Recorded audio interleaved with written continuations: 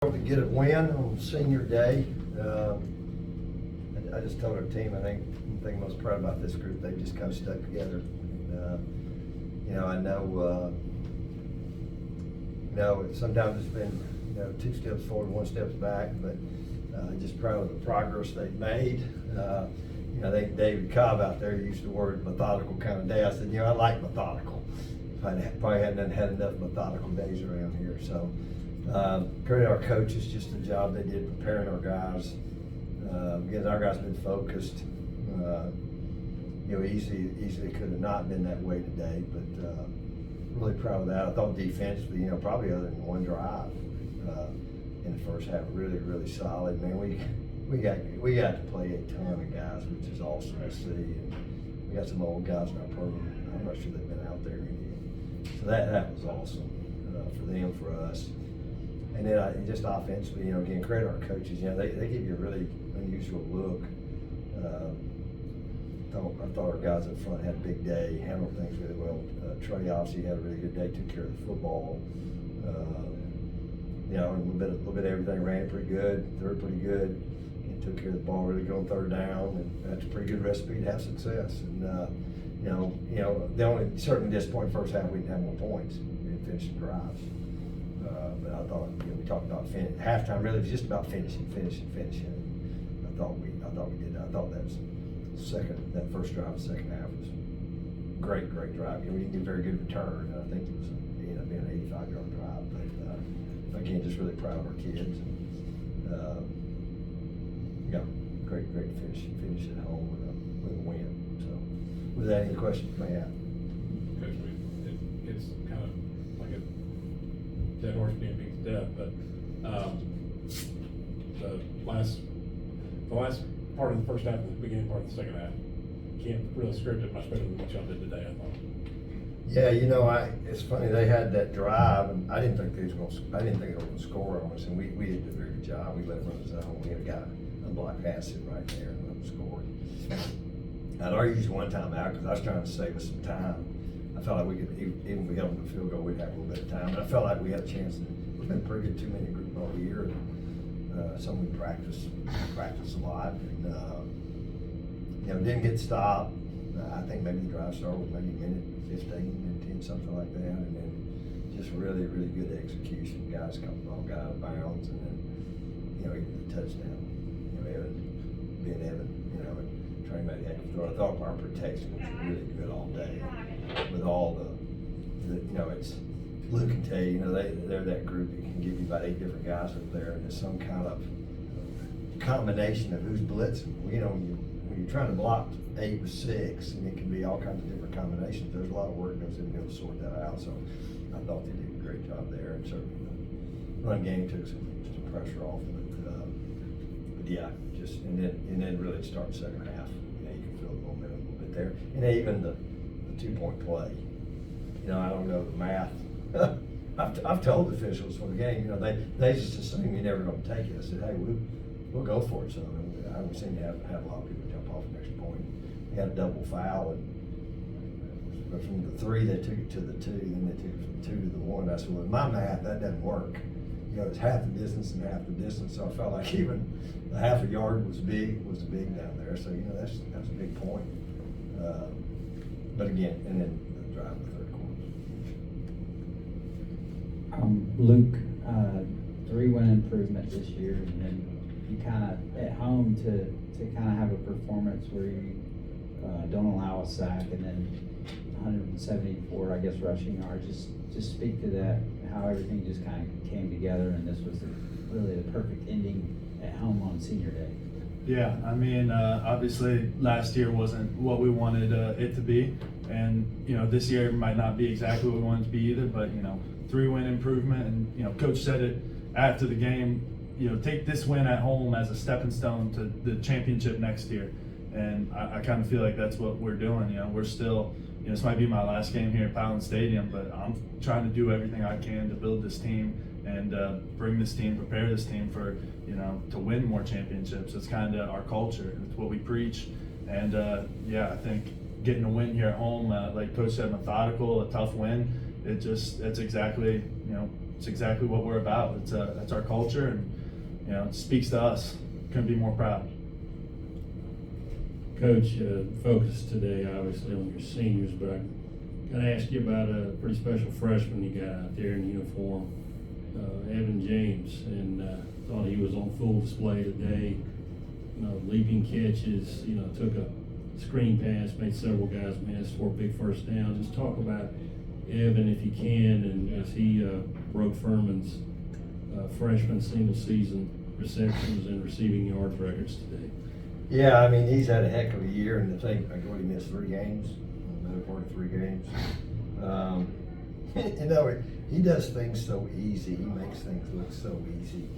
I think that screen pass, the fact that he even caught it, you know, he caught it, and then he, you know, kind of righted himself and made some people miss. That's just kind of what you assume from him. And then he comes over there and he's exactly the same as he was before he went out there. So, no, just really proud of him. You know, you think about this team. I think the really only two true freshmen that we've truly burned a year on was Evan and CJ Reynolds. You know, there's some guys today. You know, we didn't play Caleb Eastring last week. Was his 4th game. We just weren't going to play him and burn a year. We've done it with a number of guys. So we've had to count a few of those guys. But Evan, yeah, golly, that, you know, we've been playing football down here a long time. You know, and that just doesn't happen. You know, certainly you got to credit a lot of people. Trey's done a phenomenal job getting the ball and guys protecting and all those factors. But he, yeah, had a heck of a year. Coach, regardless of what happens next week at Clemson, you're not going to have a losing record this year.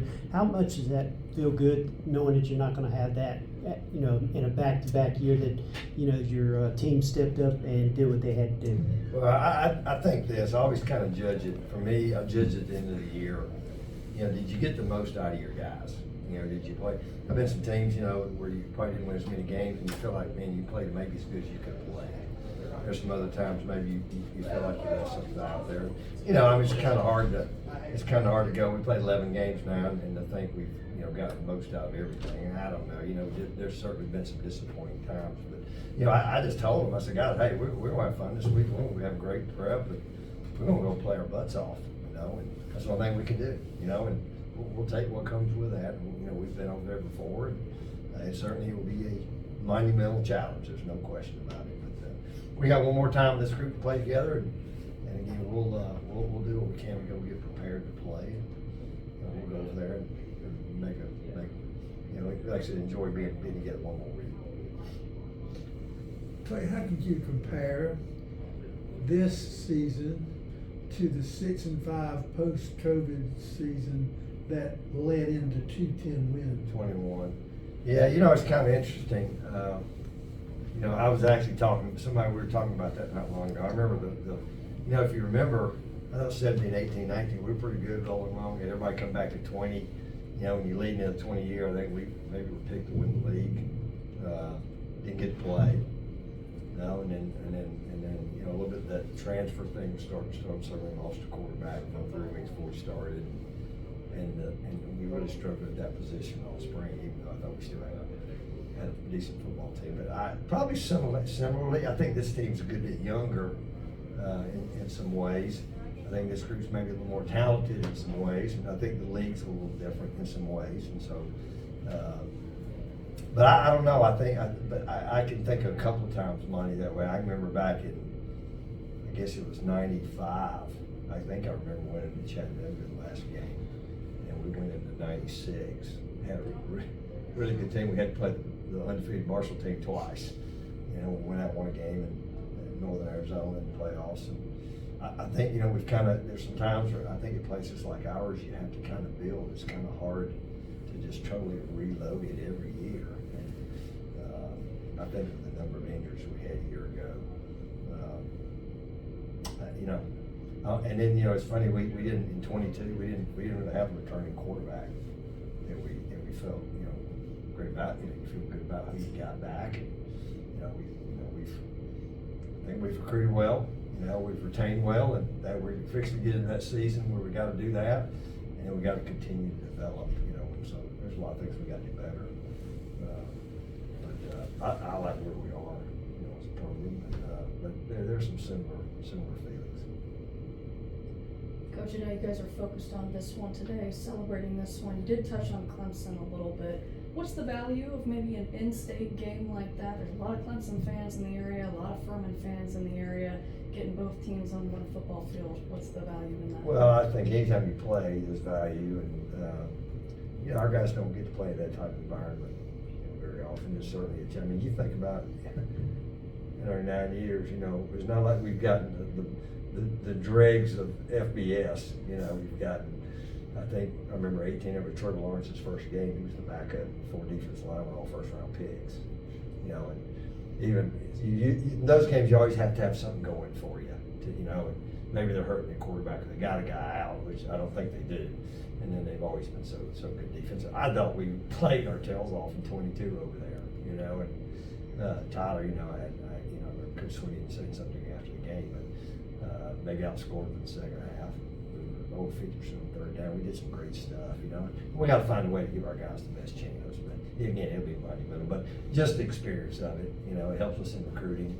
We've got a bunch of kids here this weekend visits. That we want to get here, and absolutely that helps us. I think Tennessee next year, week 2. So, what's a little different for me is I hadn't played one of these at the end of the year. And I know they got a really big game the next week. So how does that affect them? What's their mindset? I know how they are when you play in week 1. They're all excited. They're looking for stats, and and so I don't know. And they're usually healthy. It's like we're usually healthy, but we're not in bad shape. But again, we'll come up with a plan, and we'll show up, and our kids will go compete. Dylan, I assume this is the second senior day for you probably, and just what did it kind of mean to you today, and what has this year meant to you and the Furman experience meant for you? Yeah, this was actually my first one, my first time walking. I wanted to wait till it was my final season. Okay.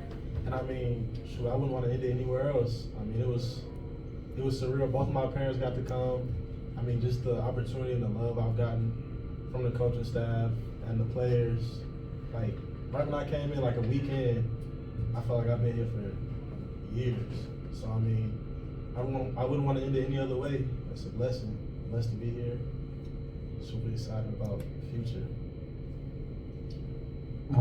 Talon, just talk about, Luke mentioned the culture here, and you've only been here a year. How long did it take you to catch on to the culture that was already kind of in place here? I caught on immediately because everybody's bought in and everybody's preaching it, everybody's living it. So when I came in, I didn't want anybody to mold to me. I wanted to mold to the culture, and it's a great culture to mold to. I've learned a lot. Even being an older guy, I've learned a lot about football, about life, about being a man. So yeah, it's been great experience, just all around. To both players, of course, next week is Clemson. Peter Woods always likes to look at the offensive line captain. Antonio Williams is going to probably be in front of you. What is the feeling to be up against guys like that are in the FBS level there? It's awesome. You get the opportunity to compete against anybody. You take it to the fullest extent. As a competitor, whoever you line up against across me, I'm ready to go out and fire out and play ball. I think it might be a little bit bigger of an opponent, but nothing really changes in the preparation. It's an awesome opportunity, but today was an awesome opportunity. I'm just going to take each day and each practice one by one, and not really looking at names of this person, that person. It's just a number out there and doing my assignment. Taking every opportunity to get. Clay, today's game, it seemed to me you came out simple, wanted to execute and establish superiority, and then as the game went along, it looked like that after last week you just wanted to go out there and just move them or stop them. Yeah, I felt like just when I first watched them, and I've watched them a little bit throughout the year, I knew, and Coach Rocco, who I have incredible respect for. The guy's won everywhere he's ever been. Defensively, they create some issues, and so it forces you to get a little simpler, and you learn maybe that's a good thing. You know, you keep guys playing fast, you know, because you don't have them thinking. So I think we felt that way in the run game and the other. And the other thing they do is they, you know, a little bit of what they do in the back half, they're trying to keep balls in front of them. So it don't give you tons of chances to hit home runs. You know, if you do, you're probably catching one somewhere in the intermediate level, and it's a catch and run kind of situation. So, you know, I think it forces you to be a little patient, you know, and eliminate negative, you know, don't have negative plays. Like I said, when we don't beat Furman, we have a chance to be pretty good, especially on offense. And we didn't beat Furman today a lot out there. And yeah, we'll go back to some things we got to clean up. And I think that goes all sides of the ball. You know, like I said, other than just, you know, leaving some points out there in the first half, it was a pretty good day. Luke, you've been here forever, and I wanted to ask you about another guy who's been here forever. And how happy were you when Ian Williams got the last field goal? Because that guy really didn't deserve to go out being 0-for-2 on field goal. It must be something about Virginia teams, because that's the only time he ever missed this. Yeah, Ian's actually been my roommate for 3 years, so I mean, I'm honestly right in there. I've been guard, tackle, so I'm in there protecting for him. But I'm happy, I'm excited anytime he gets the opportunity to go out and kick him. And you're right, he deserved to go out on a good note. He's done great things for us. He's been a great leader, and I'm glad he was able to put one through and end it on the right note, because he deserves it, man. He's done a lot of great things for us. You know, I'd say this, you know, I've kind of been conscious. I've been wanting to give him a chance to kick him home. Because, you know, I know the first one he missed, I don't know what it would have been good from. And I said, I knew it was close, because I said, how much did you miss it by? He said about 2 inches. So, you know, I knew it was close, you know. I was hoping to give him an opportunity to do that. And I didn't want to miss the short one at the time we were getting points. But, yeah, like I said, I don't know if I can say any more about a guy that's been in the world we live in.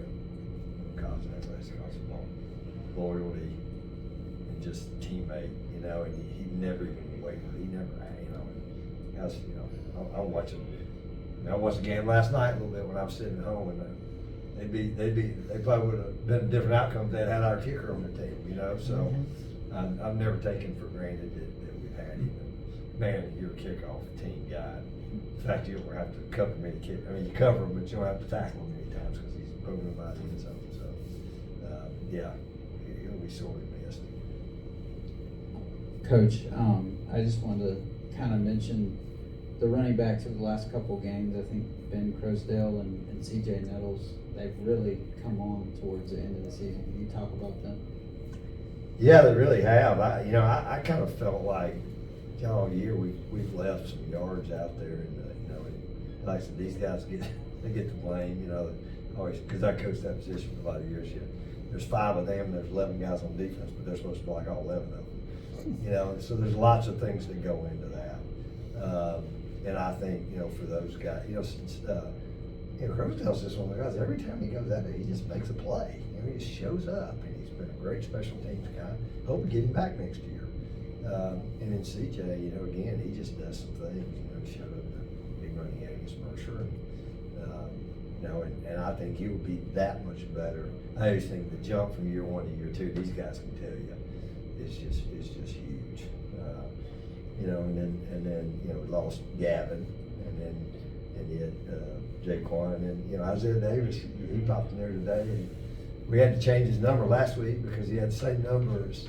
You know, we weren't really planning on probably playing him this year, and then they're on some multiple special teams, so we had to flip numbers on him. And man, he gives that scout team, and he gives our defense fits down there as a scout team running back. And just to watch where he's come from the start to the finish. So that group's going to be really good.